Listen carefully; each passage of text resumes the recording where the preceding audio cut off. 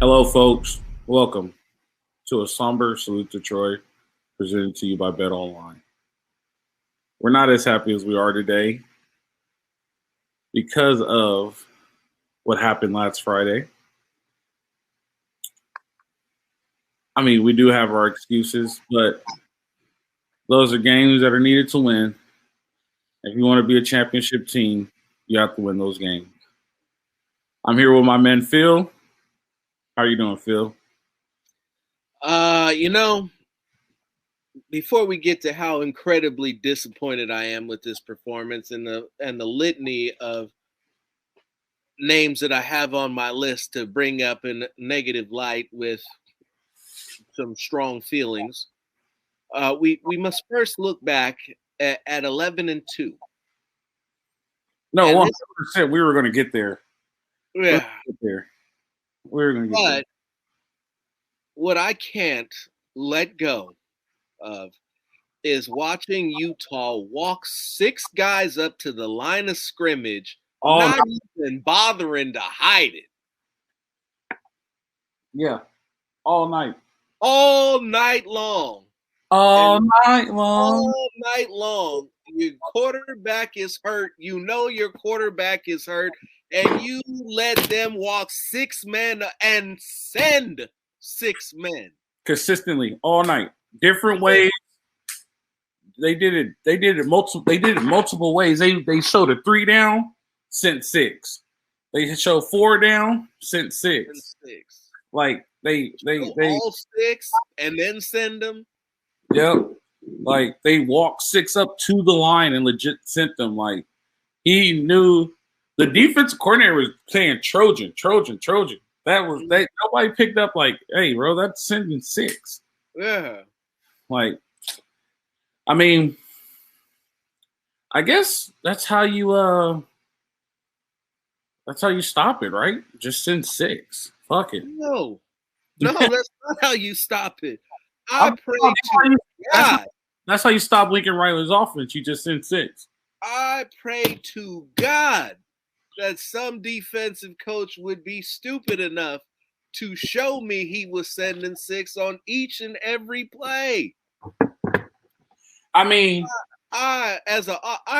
you could listen.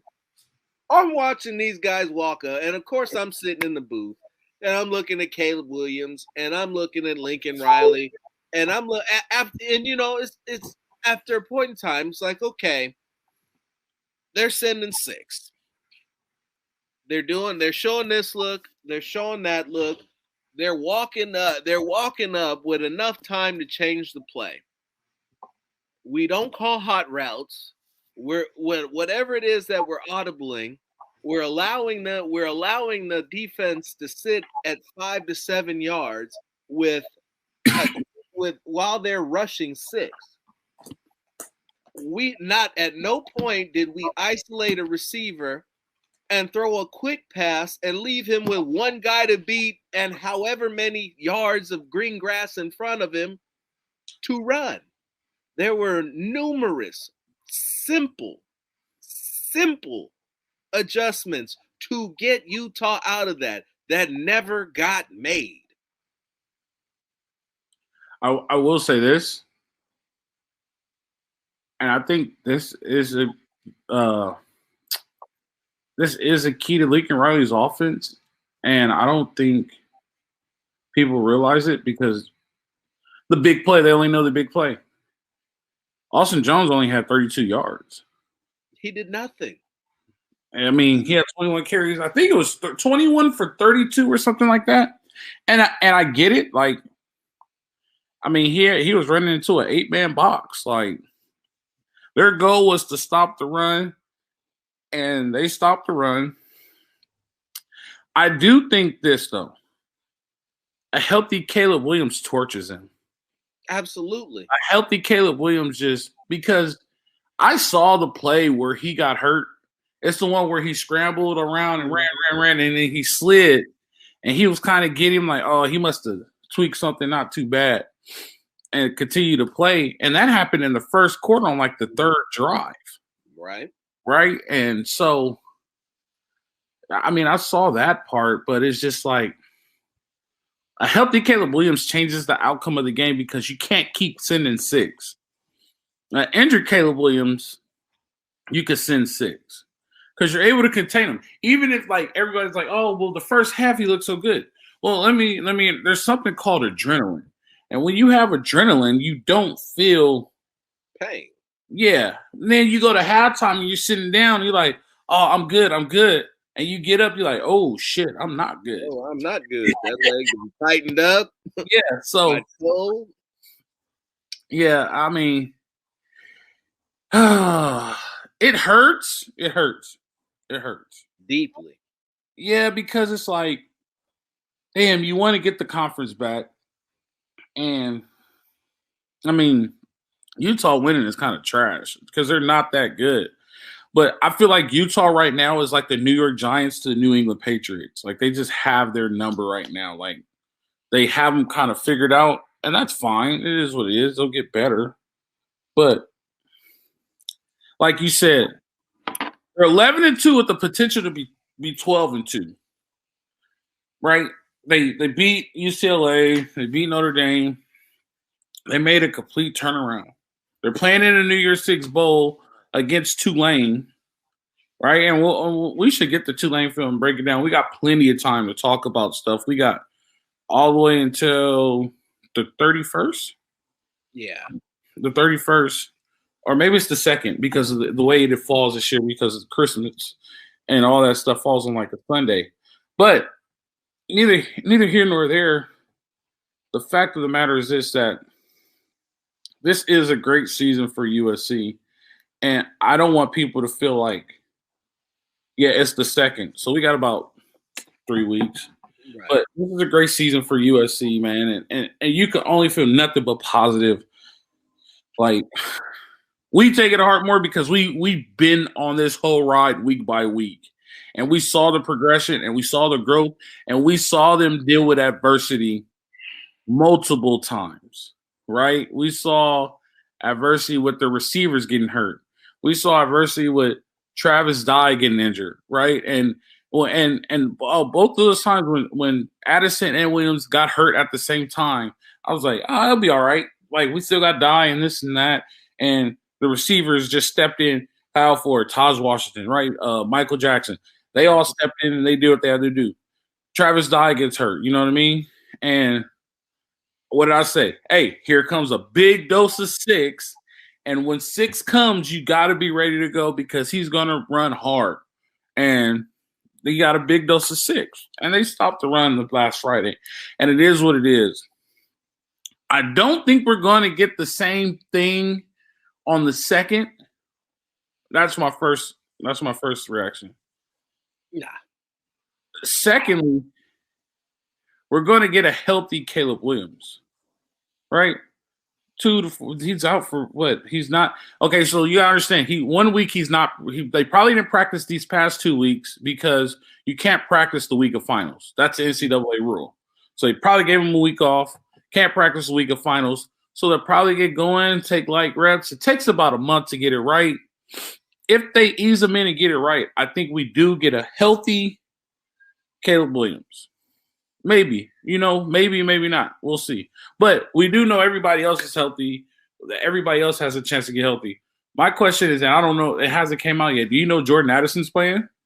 I have not heard yet. So I've been curious about that as well. I had thought that Caleb's hamstring situation was a little bit worse than what it appears to be. I thought that he was going to be sitting for you said about a month. I guess probably about 6 weeks or so. It really isn't too much of a reason to rush him back. But you would want to see. We would definitely want to see him in the bowl game. Right. So. You got to think about it like this: like school's over this week, probably. Mm-hmm. Next week at the latest. There's just going to be a bunch of time of all football. You know what I mean? Don't have to worry about class or anything like that. Even with finals and stuff, you just go to finals. Like, you don't have to go to class. So, like, you get a bunch of treatment that you can get pushed on you, and you have the ability to get healthy. So I do think that he might be able to play because just talking to like my friends who are trainers, 2 to 4 weeks is normal for like a torn hamstring. So I do think he will be able to play. And it's also based on severity, right? If it's torn off the bone, we're looking at something completely different than then if it's a lateral tear across, that's like a pull, right? So maybe not. We'll see. But neither here nor there. I know one thing, we'll be having a live show on Saturday because we will be celebrating my man number 13 hoisting the trophy in New York City, right? So that's one thing about it.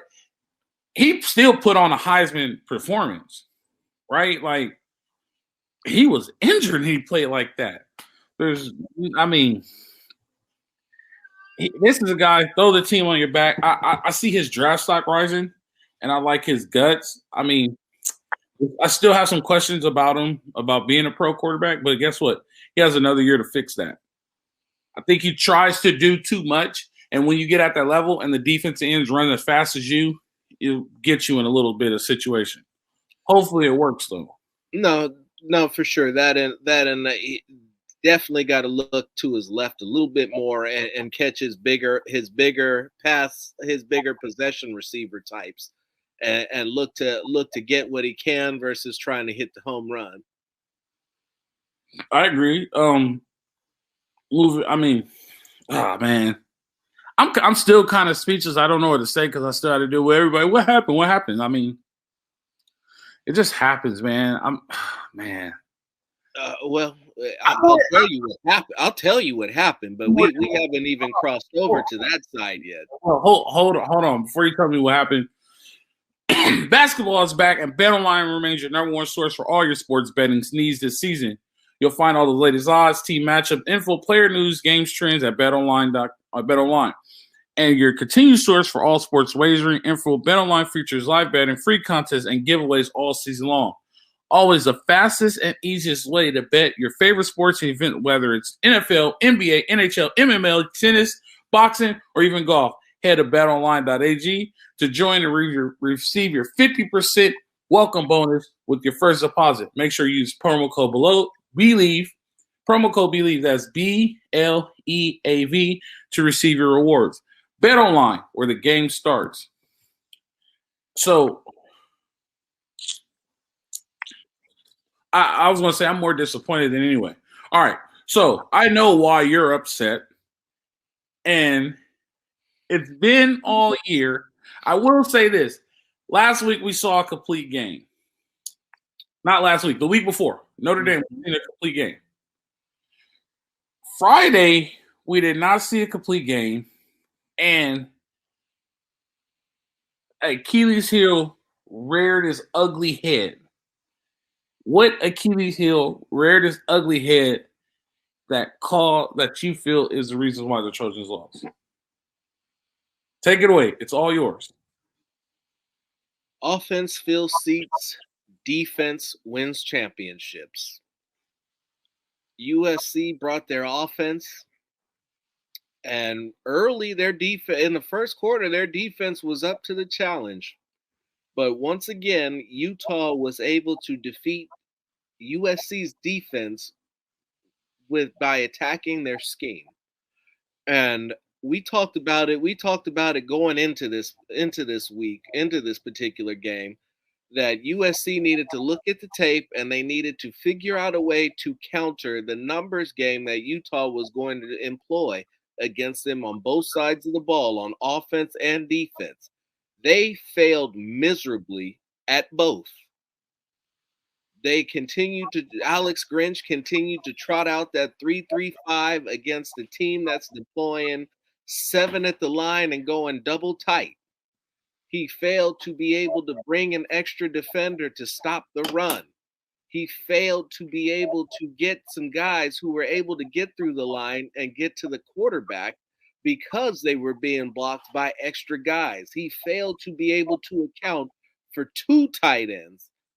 Well, not 1, but 2 tight ends, because it wasn't just Kincaid, it was their other tight end that got to it. And the last but most egregious of anything that you would ever hope to see in a football game, let alone a championship game, is 40 fucking missed tackles. I will. Okay, so I watched the film. I just didn't download it. I watched the film, and you are 100% correct. There is. Okay, let's start here. SC's defense is an opportunistic defense. They achieve because of opportunities. They did not create any opportunities for the offense. Right?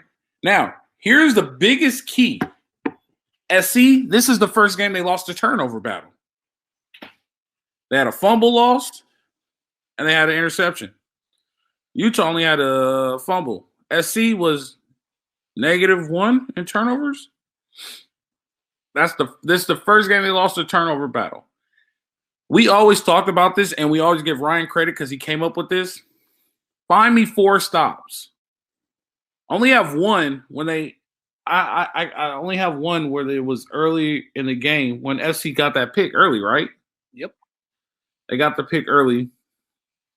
And so, I'm sorry, SC did win the turnover battle. They were +1. They tied. It was 2-2. They got a fumble. They got an interception. And then they gave up both. Okay, so they finished even. But I remember I was watching before I had to do what I had to do because I was unable to watch the game because I had to go to a company event. But they got the pick, and Ryan told us this a long time ago. He always says they just need 4 stops. I can only count 1 stop. They did not achieve the 4 stops. They didn't win the turnover battle. And the effects of I think the missed tackles, and this is why, and everybody fought me on this. Everybody fought me on this. Even you, Ryan fought me on this. People in the network fought me on this. And it showed, and I'm so happy it showed. They are not a championship team. They're a better team, but they're not a championship team. The team that we saw on last Friday is the same team we saw all year. The only difference is the moment got big, right? There's not enough people to handle a moment that big. The UCLA moment was big, but it was a manageable moment, right? The Notre Dame moment was big, but they were able to manage it. They were in their stadium, right? There was more SC fans than UCLA fans. They played Notre Dame at home. Now you're in a neutral site where it's equal amount of fans, and it gets loud from one side, and there's a lot of stuff going on all week, and you got to do all this and do all this, and you're getting gifts, blah, blah, blah, this and that. There's 80% of a team that hasn't done that. So imagine doing a playoff like that. So now you got Pac-12 playoff. They're not ready. And there's a lot that goes to it, to these championship games, and they were not ready. And they proved that they were not ready to be a championship team. And that's fine. And that's okay. You know why? Because they went 11-2. They might go 12-2. They are completely turned around. They're trending up. If this was a crypto coin, buy SC. If this was a stock, buy SC. You know why? Because the price you buy it at now is going to triple in 4 years, right?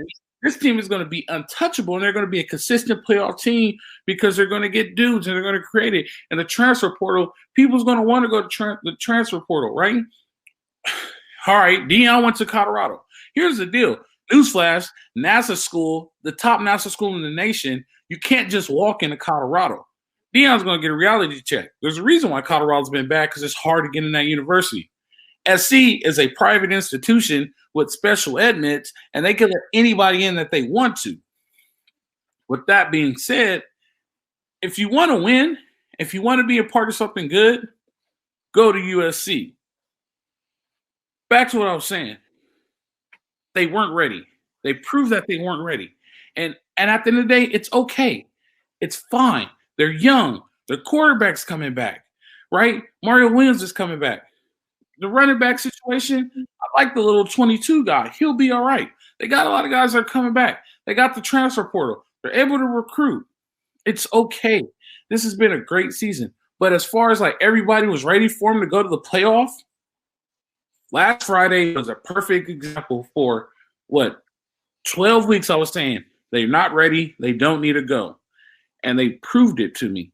And so next year, I will say this. Next year, they better be ready. And this does not happen next year. This better be night and day next year. They should be able to win a game like this and handle moments like this because they've been in multiple moments. And this is just another test, right? And this was the final, and they failed the final, unfortunately. Yeah, they did. It's interestingly enough, the failure was a complete one. And, you know, that's really, in terms of failure, that's really all that you can hope for in this type of situation. It sounds kind of weird, but to me, the worst thing would be to fail at the last possible second and come up with that one play so that you can spend the whole rest of the time. If only this had, no, that wasn't the case here. USC had the opportunity to go up 28-3 and put this game away early.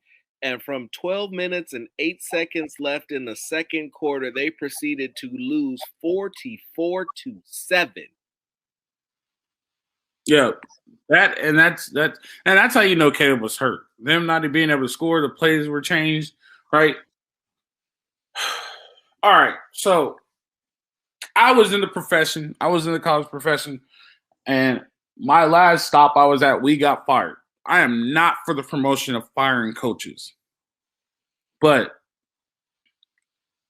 in reality, Grinch has to go. I don't know.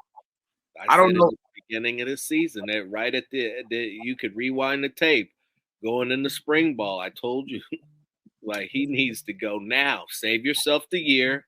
Find another guy now because he's not it. So the issue is he's not going to go this year because they went 11-2, and they led the nation here. Turnovers and sacks. They led the nation in turnovers and sacks. The all-conference defensive player. You created an all-conference defensive player. Blah blah blah. You have first-team guys. Bullock end up being Pac-12 first team. That's what we're going to talk about next week. There's all the awards. We just wanted to wait until Saturday to see what happens with the Heisman. We'll talk about all the awards. Maybe we could get Mikey to make some highlight tapes to put on there. But, God dang, man. He panics. For him to be a defensive coordinator, he panics. And the one position where you can't panic is a defensive coordinator. Right? When an offensive guy panics, they could panic because it only takes one play and all of a sudden they're calmed down, right? One big play, they're back in their groove. When defensive coordinators panic, they stay in a panic and they try to pressure, and they end up letting shit go. Next thing you know, you're down 42-20. And then when you're looking at it, you're like, whoa, I was just trying to get us back. I was trying to swing the momentum.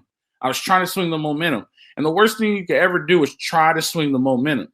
The best thing you can do as a defensive coordinator is just play your game and just do what you do and wait for that moment to happen. That's how you stay in games. But he got into panic mode. So, Caleb's hurt. We got to create this. We got to create that. But no, do what the fuck you do, bro. Like, and that's not his defense is on. He has to go. Here's the problem, Phil, and you might disagree with me, but it's 2022 right now. He won't get fired until at the earliest, the end of the 24 season. The earliest. The latest will probably be 25, maybe 26. End of 25. You think that's the latest? He'll get. So I'll tell you what. In the grand scheme of things, normally he'd get the 3 years. He'd get the 3 years, no problem, which means he'd get to the end of 24. USC is a different animal. USC is a different breed, and I didn't even get a chance to tell you or Ryan this. When I left the Coliseum, when I was leaving the stadium, I bumped into Marcus Allen, and I was talking to Marcus Allen by the elevator, and he brought up the fact that there was 197 schools in the NCAA, and the USC defense was ranked 182nd in terms of yards given up. Now that's an issue. I don't want to cut you off, but if alumni like Marcus Allen says it, it's being brought up multiple places. And just to piggyback off of that, which was the statement I was getting ready to get to, they are not going to tolerate that. If they go to the championship and put another effort like that again, where they have that many missed tackles, where they go through the year and they can't stop anybody on the ground, they can't stop a tight end, and that they got to live and die by turnovers and sacks, he'll be gone by the end of 2023. Yeah, so and here's the issue. Especially, hold on, especially if Caleb Williams is on track if he wins the Heisman this year and is on track to win it again next year. And the reason that they come up short is because, once again, their defensive coordinator found a way to not be able to get it done. Yeah. Or Mario Williams has a chance to be a Biletnikoff Award winner next year. Like, he didn't even make the list because he got injured, which is so weird because he had just as many yards as Jordan Addison. He just doesn't. He's an excellent role player and with the ability to be a star, which he is a star. Like, that dude's a first round pick. I don't care what anybody says, because the shit he does is just crazy. But you running into Marcus Allen, right? You running into Marcus Allen. That means there's other people talking about it. For him to know that number, that means it's been talked about. That means that people are starting to collect money for buyout. Yep. And I think he needs to understand that. And that's a conversation probably him and Lincoln going to have. Like, look, you're my guy. I understand this, but I don't want to leave Southern California, dude. Like, this is cold for this 70 degrees is cold for them. They're worried about rain. Oklahoma, we had frost. I don't want to leave here, and you need to fix it, or you're going to have to get fired. I went to a clinic one time with Dave Wanstead, the old coach for the Dolphins. The Bears and the Dolphins? Yeah, and he was like, the problem a lot of people have is they hire their friends. When you hire your friends, you get fired. Yep. If you hire your friend, you have to be able to tell your friend, like, look, if I need to go in the other direction, and your friend should be able to accept that. Lincoln Riley, his two flaws is he doesn't recruit defense very well, and he's afraid to fire Alex Grinch. That's his downfall. As great as he is as a coach, those are his two downfalls. And that may be the reason why he will never win a national championship.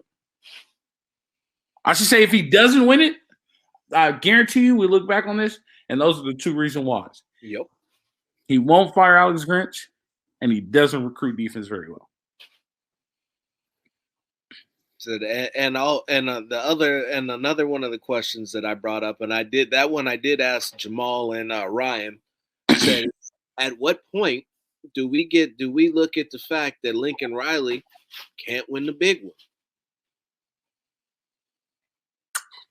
You've now, if Caleb is successful in winning the Heisman under his watch, that's now 3 Heisman Trophy winners and 0 national titles. Technically 4. Right, because he coached Jalen Hurts. Mm-hmm. So I know he didn't win it under him, but technically 4. First round draft pick. Well, yeah. I mean, see, so that I rebuttal with this.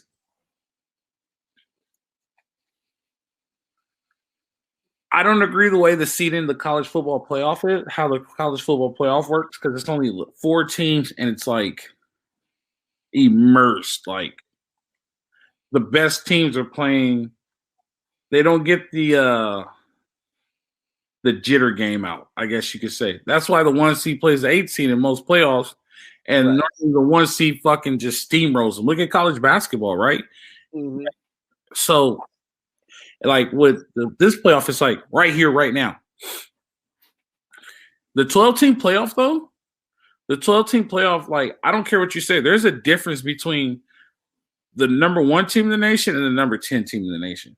Yes. There's a big difference. So, like, when you play a 12-team in the playoff and you get those 0 outs and now you're back in your flow because you're all for a month. That's what people forget about bowl games, though. Like, you're all for a month. Their last game was Friday, December 2nd, and they're not going to play again until after the New Year. Yeah. So, like, you're off for a while. Like, you need to get back in that flow and try to create some type of game shape because you fall out of game shape a little bit. So I'll give them a little leeway until 12. So let's table that. Let's put it on the back burner. Let it simmer for a little bit, and when they get to 12, let's bring that one back up. Fair enough. You know what I mean? Let's bring that one. And that's just my rebuttal on it. Like, and some people might say, you're out of your fucking mind. You're crazy. He should win the big one. I don't want to hear no excuse. That's the only thing I could tell you and I could give you. Al, I want winners. I hear don't care about anything else. I want winners. And one thing that I do not tolerate is losing games that you should have won. Man, I don't tolerate that at all. I don't mince words. I have strong feelings and opinions, and honestly, I was truly and funny because that after this game is when the Oklahoma fans started sounding off. Said about, oh yeah, you thought you were getting this world beater. Oh no, it's the same thing we've been saying for years. It was so bad, and I'm gonna tell the fans it was so bad. It was so bad. So I only saw like the first 4 drives because I had to go to like a company event in Vegas. Phil was in Vegas. Ryan was in Vegas.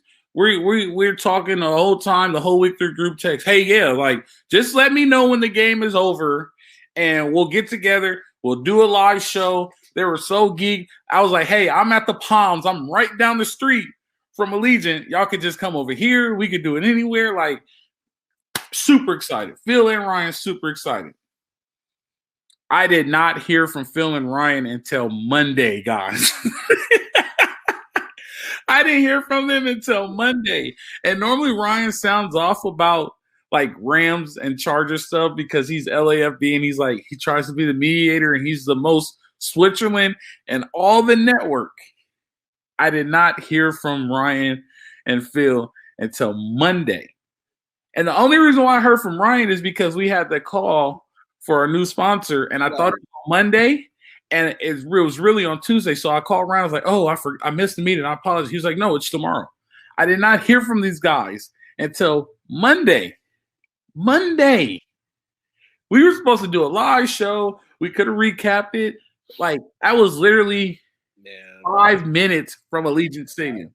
And they didn't want to talk to me. Like, the crazy part is that they would have came, they could have went where I was, had an open bar. They could have had all the liquor that they wanted with no problem. No, couldn't drink that pain away. Sitting up in the booth watching this, like I think I am sick. Like I'm about to be ill. I can't believe what I'm sitting here watching. And the fact that we're just going to continue to let this happen over and over and over and over and over and over and over and over again.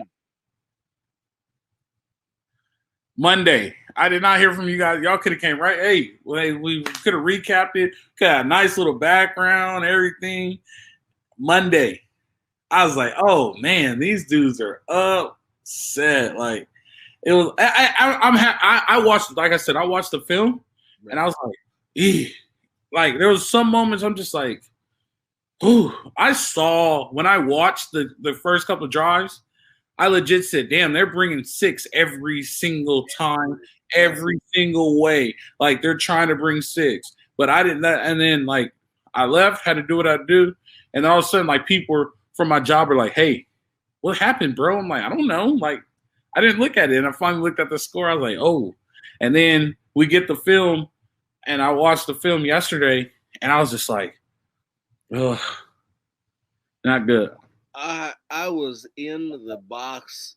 I think when the backup tight end walked through the safety into the end zone, it was all the professionalism in me. It took all the professionalism in me not to get up and leave the media box and walk the fuck out. Was that Bullock? Bullock got ripped? Yeah. I mean, I had watched all those missed tackles. I'd watched all the life get beat out of these boys. I watched their defensive coordinator leave them hanging all game long. And when it got to, and I don't want to speak ill of this young man because this young man has been good all season long. But I mean, at that moment, it was just the defeat was complete. You had the angle, he had the angle, he got there, and it looked like there was just zero desire to get that man on the ground. And that man pushed him to the side and continued and carried him into the end zone with him. And at that point, it was just like, how happy do you think the Pac-12 is that Utah won? Oh, ecstatic. Problem is that Utah has just now played themselves out of the Pac-12. Yeah, no doubt. Utah wasn't staying in the Pac-12 anyway, and the Pac-12 was very, very unrealistic if they thought that Utah is not talking to the Big 12. Very unrealistic. Arizona, Utah, Colorado are going to the Big 12. Work makes sense. Like they're very unreal. The Pac-12 is becoming. I mean, we may never see the Pac-12 again. It might be like the Big East, and there used to be some big games in football in the Big East. So, man, I was good because it's gotten to a point where it's at, and I don't know how, because like I said, I just started covering this beat recently. I just can't believe that in the second largest media market in the nation that they couldn't have found a way to come up with a deal to make this worth their while. Oh man, it's just you're right. I can't even think of anything. The only thing I could honestly think of is the time zone was their biggest enemy. Yeah, that's got to be it. But even still with that, if they could have just set their start times to 5, they still be seen on the other side of the country. That'd be the nightcap. That'd be the primetime game. Yeah. No, you're right. Definitely, Phil, man. What do you got to end the night with other than the nightcap? We got the Pac-12 offensive player of the year, the Pac-12 defensive player of the year. We've seen a lot. Phil, don't give away too much because next week we're going to do the award show. We just want to wait until Saturday, so don't give any names. But you could tease. I'm all for the tease. Go ahead. So we'll cover that. We'll cover the defensive and offensive players of the year, and I'll just leave it with this: we are on Heisman watch Saturday night. Definitely, I'm that. I will say this: there was a time about 370 days ago where it was somber in Trojan land. Now we're back on high spirits. I will tell you this: the greatest thing about what happened Friday was I was in the airport line, and I was in the line. I was in the line at the airport, and there was a lady behind me, and I'm looking at her, and I'm like, God dang, that looks like the girl that lived next door to me at SC, and she had her USC pharmacy jacket on. Mm-hmm. And I'm like, God dang, that looks like her. That looks like her. Finally, I was like, we like she was legit behind me. I went through the security check. She went through security check. And then she finally looked and she said, Alfred. I was like, oh shit, it is you. Gave each other a big hug. We were super early for our flights. We hung out till she got on her plane, her and her husband. That right there is what college is about, Trojan connections about. That just tells me that people flying. She lives in Hawaii too. So they flew from Hawaii to the Pac-12 championship. So the Trojans are back if they're traveling. This was a big game, man. And you got a lot of support behind them. Don't panic, guys. We're going to beat Tulane. We just got to get ready for next year. Got to dominate the portal and be good. Other than that, hey, I'm excited. Next week, we'll talk about the awards show. Like I said, hopefully get Mike and McClain to make us a little highlight video for it. Great year. We got a couple more shows for you guys before we have the end of the year wrap up. Hopefully, we can bring Jamal, Ryan, a bunch of Bruin guys. We'll have a good little time, have an end of the year wrap up. I'm excited. But for the most part, I guess we'll see you guys next week. This is the Bet Online Salute Detroit podcast. I'm Coach Rowe. Got a boy, Phil Rob. We'll see you guys. Right on.